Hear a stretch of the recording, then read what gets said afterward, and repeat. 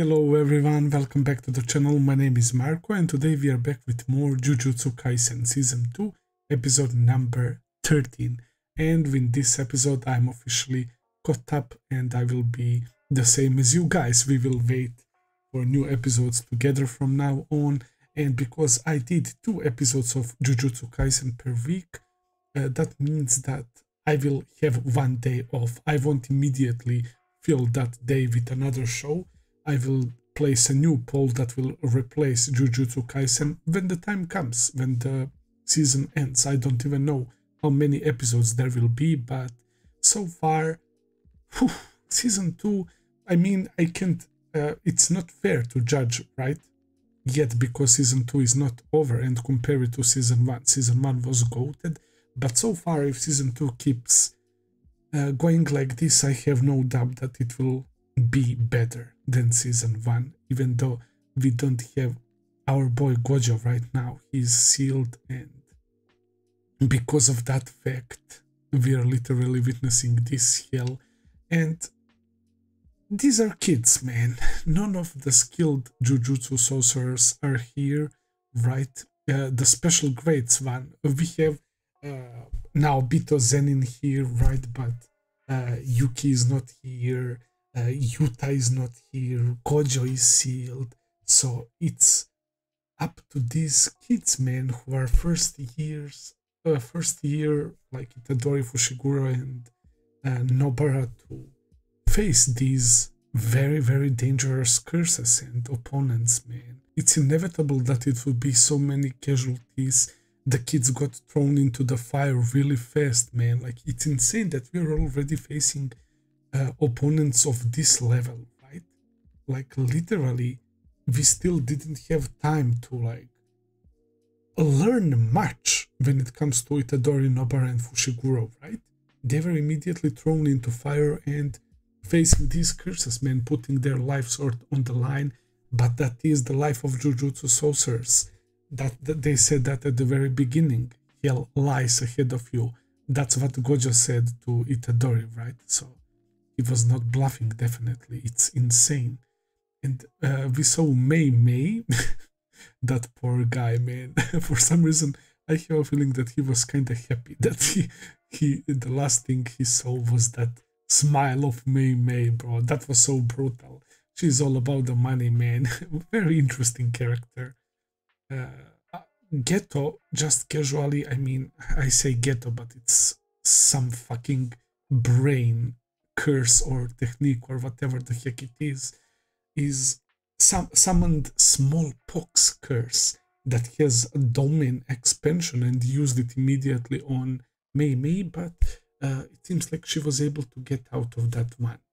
It will be very tricky because I don't think she stands a chance against the brain ghetto.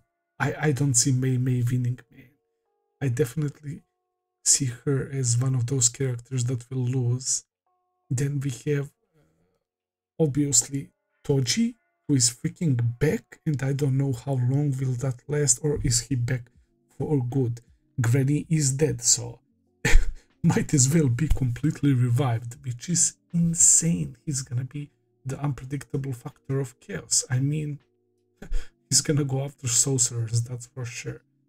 That's the guy who basically almost killed Gojo, and who defeated both Gojo and Geto. Toji is a different breed. And we had Itadori running into Choso at the very end, and Choso obviously immediately attacking, wanting to avenge his brothers, man. Ichiji might be alive, and Ino as well, which is good. But definitely the highlight of the episode was my boy Nanami being so pissed, right? And it was so satisfying to see that Blondie getting his face pummeled, man. And he struck him once in the gut as well. And you guys told me that I was right. When he takes damage, one of those marks under his eyes disappears. So that's tied to his technique. And he's an idiot who doesn't even know how his technique works, man. So yeah, it was very satisfying seeing that. Nanami was pissed, obviously. Immediately thought of Haibara when he saw Ichiji's body laying on the ground, man, and he was super angry and he released that anger on this fool, which was very satisfying, and he refuses to let Nobara go with him now. He likes these kids, man. Like, Nanami is such a great character.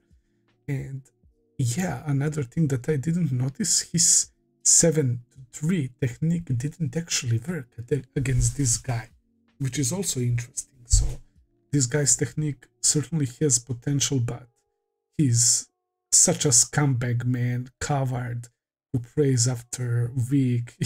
One of the worst characters, man. I'm so glad that we got rid of him. So yeah, guys, without further ado, let's jump into episode number 13. Let's begin.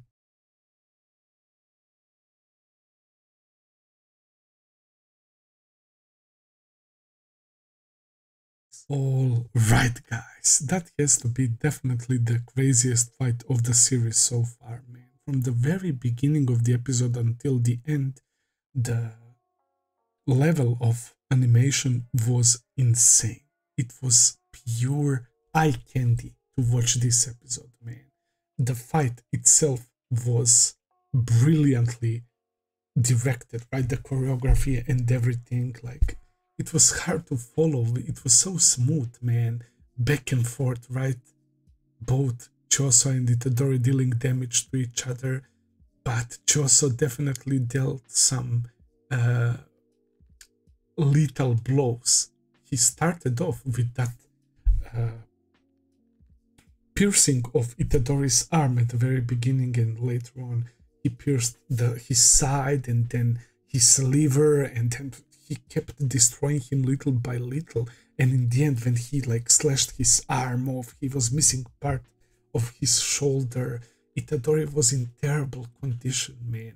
I did not expect Choso to be such a menace. He earned my respect, man. He is such a phenomenal fighter, and I lost my shit when they stated like he doesn't have experience when it comes to hand-to-hand combat, right? When they lured him into the restroom, Mekamaru and Itadori, and I was like, okay, Itadori is fucking fast and strong. There is no way that he can keep up with Itadori for much longer when he couldn't use his blood. And motherfucker starts throwing hand with Itadori and exchanging blows. He is so skilled. He is yet another character that I underestimated, and he won.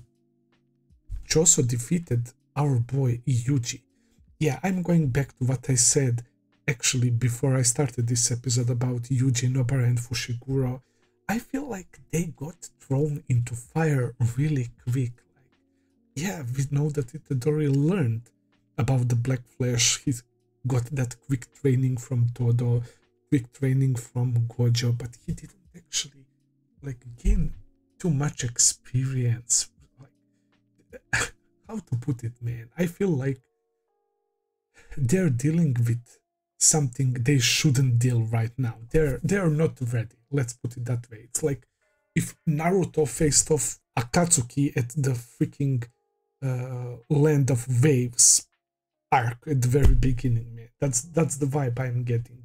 It's too big. It's too big of a challenge for him right now, man.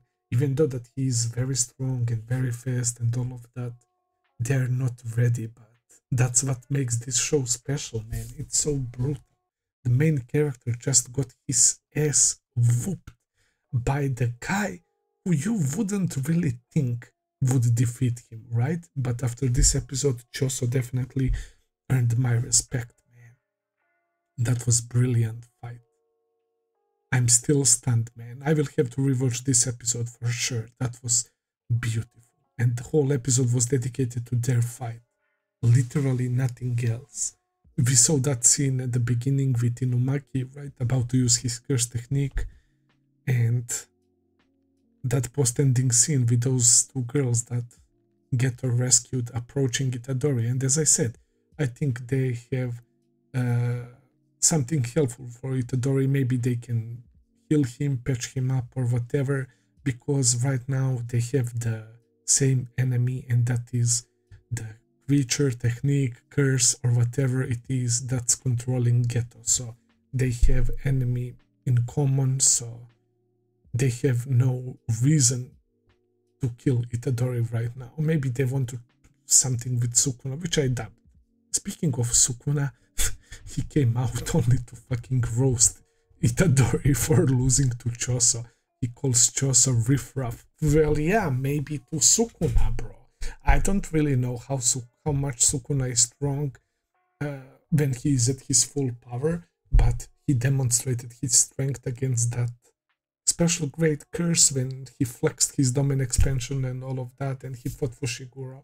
We know that Sukuna is nasty, man, but Choso is pretty damn strong. But from Sukuna's perspective, I mean, Sukuna and Gojo as well, those two characters should have like completely separate, I guess, dimension when it comes to fighting. We should separate characters like that. But yeah, what can I say? Everything that happened in this episode was so dope, but that part at the very end, the conclusion, is the most interesting part. Because Choso was about to kill off Yuji, literally, and he didn't. He hit the wall. Something started happening to him. He was freaking out.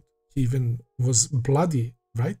And I thought, did this Sukuna fucker really help Yuji? There is no way.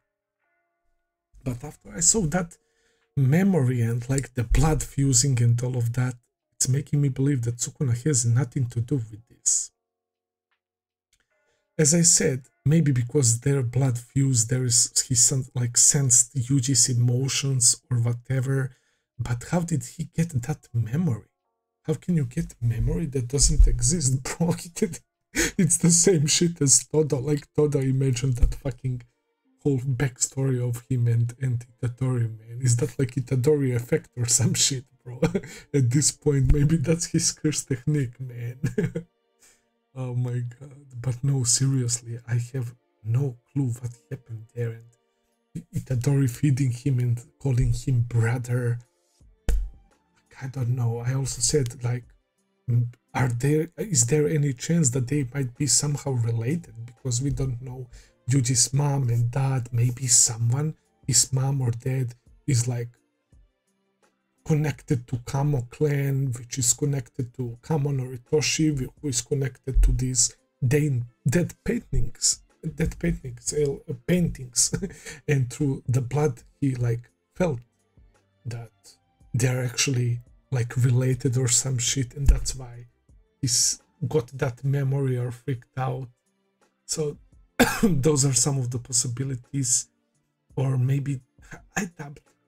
For a second I thought that those two girls might have some sort of technique to like force some memories that didn't happen upon you or some shit, but nah, that definitely seems like the biggest stretch of everything that I said, man.